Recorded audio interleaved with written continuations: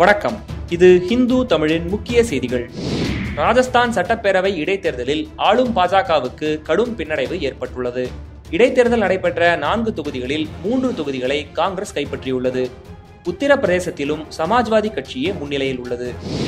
குஜராத் மாநிலம் வதோதரா மக்களவை தொகுதியில் பாஜக 3,29,000 வாக்குகள் வித்தியாசத்தில் வெற்றி பெற்றுள்ளது. நரேந்திர மோடி வெற்றி பெற்ற வாரணாசி வதோதரா தொகுதிகளில் வதோதரா தொகுதியிலிருந்து அவர் ராஜினாமா செய்ததை அடுத்து அந்த தொகுதியில் இடைத்தேர்தல் நடைபெற்றது குறிப்பிடத்தக்கது. கனமழை மற்றும் வெள்ளப்பெருக்கால் பாதிக்கப்பட்ட ஜம்மு காஷ்மீர் மாநிலத்தில் 13 நாட்களுக்கு பிறகு ஜம்மு ஸ்ரீநகர் தேசிய நெடுஞ்சாலை திறக்கப்பட்டுள்ளது. இந்த நெடுஞ்சாலை மூடியிருந்ததால் மாநிலத்தின் பிற பகுதிகளில் வாழும் மக்களுக்கு நிவாரணப் பொருட்களை கொண்டு சேர்ப்பதில் சிக்கல்கள் நிலவின.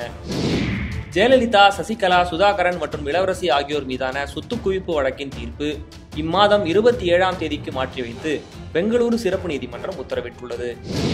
ஒடிசா அருகே வங்கக்கடலில் காற்றழுத்த தாழ்வு நிலை உருவாகியுள்ளது. இதனால் அடுத்த 24 மணி நேரத்திற்கு வட மற்றும் தென் தமிழகத்தில் மழை பெய்யும் என்று சென்னை வானிலை ஆய்வு மைய இயக்குநர் ரமணன் தெரிவித்துள்ளார்.